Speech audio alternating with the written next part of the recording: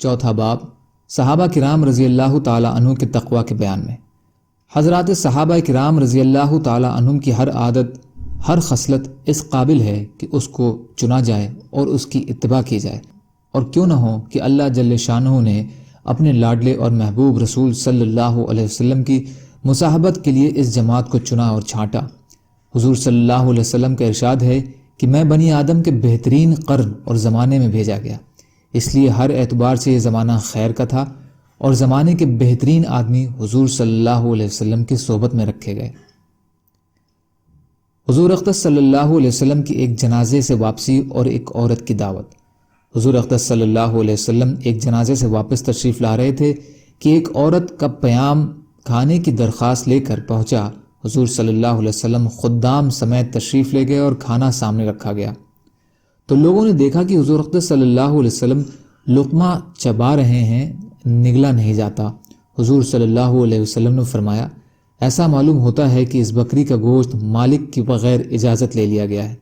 اس عورت نے عرض کیا، یا رسول اللہ، میں نے ریوڑ میں بکری خریدنے آدمی کو بھیجا تھا، وہاں ملی نہیں، پڑوسی نے بکری خریدی تھی، میں نے اس کے پاس قیمت سے لینے کو بھیجا، وہ تو ملے نہیں، ان کی بیوی نے بکری بھیج دی۔ حضور صلی اللہ علیہ وسلم نے فرمایا، قیدیوں کو کھلا دو۔ ابو داؤد۔ فائدہ: حضور صلی اللہ علیہ وسلم کی علو شان یعنی اونچی شان کے مقابلے میں ایک مشتبہ چیز کا گلے میں اٹک جانا کوئی ایسی اہم بات نہیں کہ حضور کے ادنا غلاموں کو بھی اس قسم کے واقعات پیش آتے تھے۔ حضور صلی اللہ علیہ وسلم کا صدقہ کی کھجور کے خوف سے تمام رات جاگنا۔ ایک مرتبہ نبی اکرم صلی اللہ علیہ وسلم تمام رات جاگتے رہے اور کروٹیں بدلتے رہے۔ ازواج مطہرات میں سے کسی نے عرض کیا، رسول اللہ، آج نیند نہیں آتی۔ ارشاد فرمائے کہ ایک کھجور پڑی ہوئی تھی، میں نے اٹھا کر کھا لی تھی کہ ضائع نہ ہو، اب مجھے یہ فکر ہے کہ کہیں وہ صدقے کی تو نہیں تھی۔ فائدہ: اقرب یہی ہے کہ وہ حضور صلی اللہ علیہ وسلم کی اپنی ہی ہوگی، مگر چونکہ صدقہ کا مال بھی حضور صلی اللہ علیہ وسلم کے یہاں آتا تھا، اس شبہ کی وجہ سے نبی اکرم صلی اللہ علیہ وسلم کو رات بھر نیند نہیں آئی کہ خدا نخواستہ وہ صدقہ کی ہو اور اس صورت میں صدقہ کا مال کھایا گیا ہو۔ یہ تو آقا کا حال ہے کہ محض شبہ پر رات بھر کروٹیں بدلیں اور نیند نہیں آئی۔ اب غلاموں کا حال دیکھو کہ رشوت، سود، چوری، ڈاکہ، ہر قسم کا ناجائز مال کس سرخ روئی سے کھاتے ہیں اور ناز سے اپنے کو غلامان محمد صلی اللہ علیہ وسلم شمار کرتے ہیں۔ حضرت ابو بکر صدیق رضی اللہ تعالیٰ عنہ کا ایک کاہن کے کھانے سے قے کرنا۔ حضرت ابو بکر صدیق رضی اللہ تعالیٰ عنہ کا ایک غلام تھا جو غلہ کے طور پر اپنی آمدنی میں سے حضرت ابو بکر رضی اللہ تعالیٰ عنہ کی خدمت میں پیش کیا کرتا تھا۔ ایک مرتبہ وہ کچھ کھانا لایا اور حضرت نے اس میں سے ایک لقمہ نوش فرما لیا۔ غلام نے عرض کیا کہ آپ روزانہ دریافت فرماتے کہ کس ذریعے سے کمایا، آج دریافت نہیں فرمایا۔ آپ نے فرمایا کہ بھوک کی شدت کی وجہ سے دریافت کرنے کی نوبت نہیں آئی، اب بتاؤ۔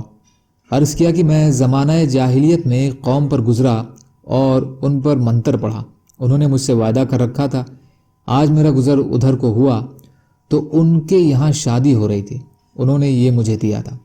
ابو بکر رضی اللہ تعالیٰ عنہ نے فرمایا کہ تو مجھے ہلاک کر ہی دیتا۔ اس کے بعد حلق میں ہاتھ ڈال کر قے کرنے کی کوشش کی، مگر ایک لقمہ، وہ بھی بھوک کی شدت کی حالت میں کھایا گیا ہو، وہ نہ نکالا گیا۔ کسی نے عرض کیا کہ پانی سے قے ہو سکتی ہے۔ ایک بہت بڑا پیالہ پانی منگوایا اور پانی پی پی کر قے فرماتے رہے یہاں تک کہ وہ لقمہ نکالا۔ کسی نے عرض کیا کہ اللہ آپ پر رحم فرمائے، یہ ساری مشقت اس ایک لقمے کی وجہ سے برداشت فرمائی۔ آپ نے فرمایا کہ اگر میری جان کے ساتھ بھی یہ لقمہ نکلتا تو میں نکالتا۔ میں نے حضور صلی اللہ علیہ وسلم سے سنا کہ بدن مال حرام سے پرورش پائے، آگ اس کے لیے بہتر ہے۔ مجھے یہ ڈر ہوا کہ میرے بدن کا کوئی حصہ اس لقمے سے پرورش نہ پا جائے۔ منتخب کنز العمال۔ فائدہ: حضرت ابو بکر صدیق رضی اللہ تعالیٰ عنہ کو اس قسم کے واقعات متعدد بات پیش آئے کہ احتیاط مزاج میں زیادہ تھی، تھوڑا سا بھی شبہ ہو جاتا تھا تو قے فرماتے تھے۔ بخاری شریف میں ایک اور قصہ اسی قسم کا ہے کہ کسی غلام نے زمانہ جاہلیت میں کوئی کہانت یعنی غیب کی بات نجومیوں کے طور پر کسی کو بتلائی تھی، وہ اتفاق سے صحیح ہو گئی۔ ان لوگوں نے اس غلام کو کچھ دیا جس کو انہوں نے اپنی مقررہ رقم میں حضرت ابو بکر صدیق رضی اللہ تعالیٰ عنہ کو لا کر دے دیا۔ حضرت نے نوش فرمایا، اور جو کچھ پیٹ میں تھا سب قے کیا۔ ان واقعات میں غلاموں کا مال ضروری نہیں کہ جائز ہی ہو، دونوں احتمال ہیں، مگر حضرت ابو بکر رضی اللہ تعالیٰ عنہ کی کمال احتیاط نے اس مشتبہ مال کو بھی گوارا نہ کیا۔ حضرت عمر رضی اللہ تعالیٰ عنہ کی صدقہ کے دودھ سے قے۔ حضرت عمر رضی اللہ تعالیٰ عنہ نے ایک مرتبہ دودھ نوش فرمایا کہ اس کا مزہ کچھ عجیب سا نیا سا معلوم ہوا۔ جن صاحب نے پلایا تھا ان سے دریافت فرمایا کہ یہ دودھ کیسا ہے، کہاں سے آیا ہے؟ انہوں نے عرض کیا کہ فلاں جنگل میں صدقہ کے اونٹ چر رہے تھے، میں وہاں گیا تو ان لوگوں نے دودھ نکالا جس میں سے مجھے بھی دیا۔ عمر رضی اللہ تعالیٰ عنہ نے منہ میں ہاتھ ڈالا اور سارے کا سارا قے فرما دیا۔ موطا امام مالک۔ فائدہ: ان حضرات کو اس کا ہمیشہ فکر رہتا تھا کہ مشتبہ مال بھی بدن کا جز نہ بنے کہ جائے بالکل حرام، جیسا کہ ہمارے اس زمانے میں شائع ہو گیا ہے۔ حضرت ابو بکر رضی اللہ تعالیٰ عنہ کا احتیاطاً باغ وقف کرنا۔ ابن سیرین رحمۃ اللہ علیہ کہتے ہیں کہ حضرت ابو بکر صدیق رضی اللہ تعالیٰ عنہ کی جب وفات کا وقت قریب آیا تو آپ نے اما عائشہ رضی اللہ تعالیٰ عنہ سے فرمایا کہ میرا دل نہیں چاہتا کہ بیت المال سے کچھ لوں، مگر عمر رضی اللہ تعالیٰ عنہ نہ مانے کی دقت ہوگی اور تمہاری تجارت کی مشغولی سے مسلمانوں کا حرج ہوگا، اس مجبوری سے مجھے لینا پڑا، اس لیے اب میرا فلاں باغ اس کے عوض میں دے دیا جائے۔ حضرت ابو بکر رضی اللہ تعالیٰ عنہ کا وصال ہو گیا تو حضرت عائشہ رضی اللہ تعالیٰ عنہ نے حضرت عمر رضی اللہ تعالیٰ عنہ کے پاس آدمی بھیجا اور والد کی وصیت کے موافق وہ باغ دے دیا۔ عمر رضی اللہ تعالیٰ عنہ نے فرمایا کہ اللہ تعالیٰ تمہارے باپ پر رحم فرمائے، انہوں نے یہ چاہا کہ کسی کو لب کشائی کا موقع ہی نہ دیں۔ کتاب الاموال۔ فائدہ: غور کرنے کی بات ہے کہ اول تو یہ مقدار ہی کیا تھی جو ابو بکر صدیق رضی اللہ تعالیٰ عنہ نے لی، اس کے بعد لینا بھی اہل الرائے کے اصرار سے تھا اور مسلمانوں کے نفع کی وجہ سے اس میں بھی جتنی ممکن سے ممکن احتیاط ہو سکتی تھی اس کا اندازہ قصہ 4 باب 3 سے معلوم ہو گیا کہ بیوی نے تنگی اٹھا کر پیٹ کاٹ کر کچھ دام میٹھے کے لیے جمع کیے تو ان کو بیت المال میں جمع فرما دی اور اتنی مقدار مستقل کم کر دی۔ اس سب کے بعد یہ آخری فعل ہے جو کچھ لیا اس کا بھی معاوضہ داخل کر دیا۔ حضرت علی بن معبد رحمۃ اللہ علیہ کا کرائے کے مکان سے تحریر کو خشک کرنا۔ علی بن معبد رحمۃ اللہ علیہ ایک محدث ہیں، فرماتے ہیں کہ ایک کرائے کے مکان میں رہتا تھا، ایک مرتبہ میں نے کچھ لکھا اور اس کو خشک کرنے کے لیے مٹی کی ضرورت ہوئی، کچی دیوار تھی، مجھے خیال آیا کہ اس پر ذرا سی کھرچ کر تحریر پر ڈال لوں، پھر خیال آیا کہ مکان کرائے کا ہے جو رہنے کے واسطے کرائے پر لیا گیا ہے، نہ کہ مٹی لینے کے واسطے، مگر ساتھ ہی یہ خیال آیا کہ اتنی ذرا سی مٹی میں کیا مذائقہ، معمولی چیز ہے۔ میں نے مٹی لے لی اور رات کو خواب میں دیکھا کہ ایک صاحب کھڑے ہیں جو یہ فرما رہے ہیں کہ کل قیامت کو معلوم ہوگا یہ کہنا کہ معمولی مٹی کیا چیز ہے۔ فائدہ: کل معلوم ہوگا کہ بظاہر مطلب یہ ہے کہ تقویٰ کے درجات بہت زیادہ ہیں۔ کمال درجہ یہ یقیناً تھا کہ اس سے بھی اعتراض کیا جاتا اگرچہ عرفاً معمولی چیز شمار ہونے سے جواز کی حد میں تھا۔ احیاء۔ حضرت علی رضی اللہ تعالیٰ عنہ کا ایک قبر پر گزر۔ کمیل رضی اللہ تعالیٰ عنہ ایک شخص ہیں، کہتے ہیں کہ میں حضرت علی کرم اللہ وجہہ کے ساتھ ایک مرتبہ جا رہا تھا، وہ جنگل میں پہنچے، پھر ایک مقبرے کی طرف متوجہ ہو کر فرمایا، اے مقبرے والوں، اے بوسیدگی والوں، اے وحشت اور تنہائی والوں، کیا خبر ہے، کیا حال ہے؟ پھر ارشاد فرمایا، ہماری خبر تو یہ ہے کہ تمہارے بعد اموال تقسیم ہو گئے، اولادیں یتیم ہو گئیں، بیویوں نے دوسرے خاوند کر لیے، یہ تو ہماری خبر ہے، کچھ اپنی تو کہو۔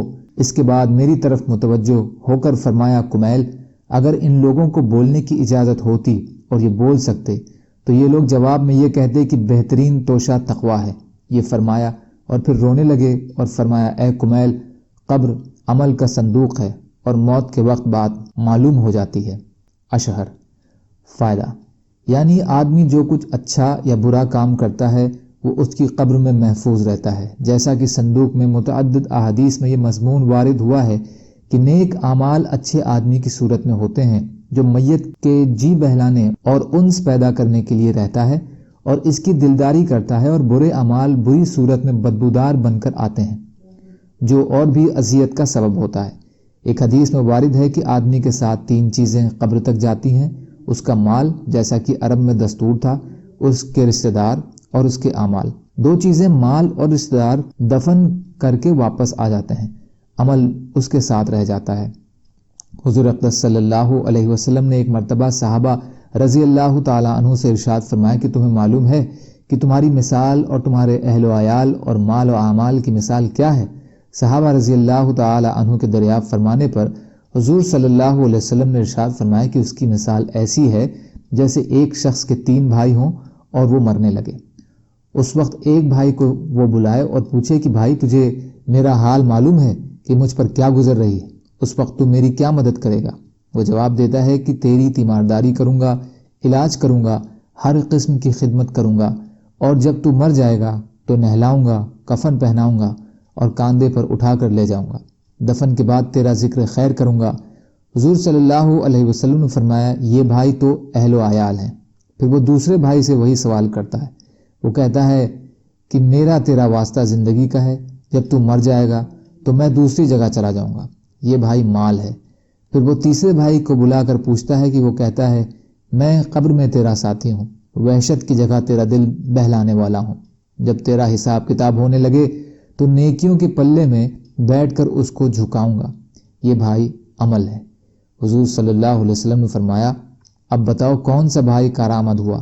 صحابہ رضی اللہ تعالی عنہ نے عرض کیا یا رسول اللہ یہی بھائی کارآمد ہے، پہلے 2 تو بے فائدہ ہی رہے۔ حضور صلی اللہ علیہ وسلم کا ارشاد جس کا کھانا حرام ہو لینا حرام۔ نبی اکرم صلی اللہ علیہ وسلم کا ارشاد ہے کہ اللہ تعالیٰ شانہ خود پاک ہیں اور پاک ہی مال قبول فرماتے ہیں۔ مسلمانوں کو اسی چیز کا حکم دیا جس کا اس نے رسولوں کو حکم دیا۔ چنانچہ کلام پاک میں ارشاد ہے اے رسولوں پاک چیزوں کو کھاؤ اور نیک عمل کرو، میں تمہارے اعمال سے باخبر ہوں۔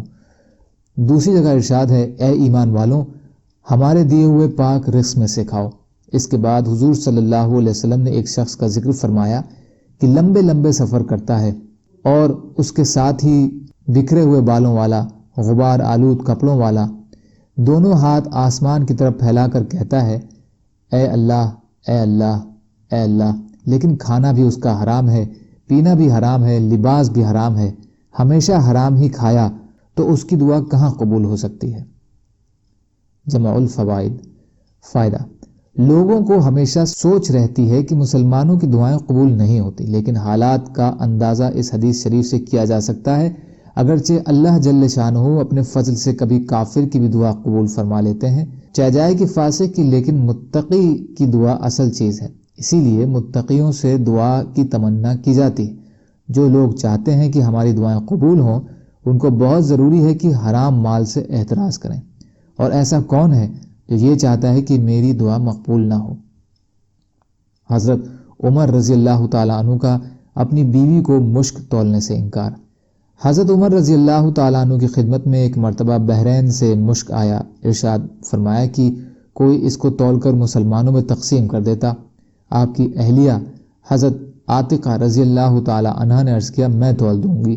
آپ نے سن کر سکوت فرمایا۔ تھوڑی دیر میں پھر وہی ارشاد فرمایا کہ کوئی اس کو تول دیتا تاکہ میں تقسیم کر دیتا۔ آپ رضی اللہ تعالیٰ عنہ کی اہلیہ نے پھر یہی عرض کیا، آپ نے سکوت فرمایا۔ تیسری دفعہ میں ارشاد فرمایا کہ مجھے یہ پسند نہیں کہ تو اس کو اپنے ہاتھ سے ترازو کے پلے میں رکھے، پھر ان دونوں کو اپنے بدن پر پھیر لے اور اتنی مقدار کی زیادتی مجھے حاصل ہو۔ فائدہ، یہ کمال احتیاط تھی اور اپنے آپ کو محل تہمت یعنی بدنامی سے بچانا، ورنہ جو بھی تولے گا اس کے ہاتھ تو لگیں گے ہی، اس لیے اس کے جواز میں کوئی تردد نہ تھا۔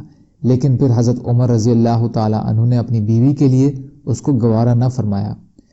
حضرت عمر بن عبدالعزیز رضی اللہ تعالیٰ عنہ جن کو عمر ثانی بھی کہا جاتا ہے، ان کے زمانے میں ایک مرتبہ مشک تولا جا رہا تھا تو انہوں نے اپنی ناک بند فرما لی اور ارشاد فرمایا کہ مشک کا نفع تو خوشبو ہی سونگھنا ہے۔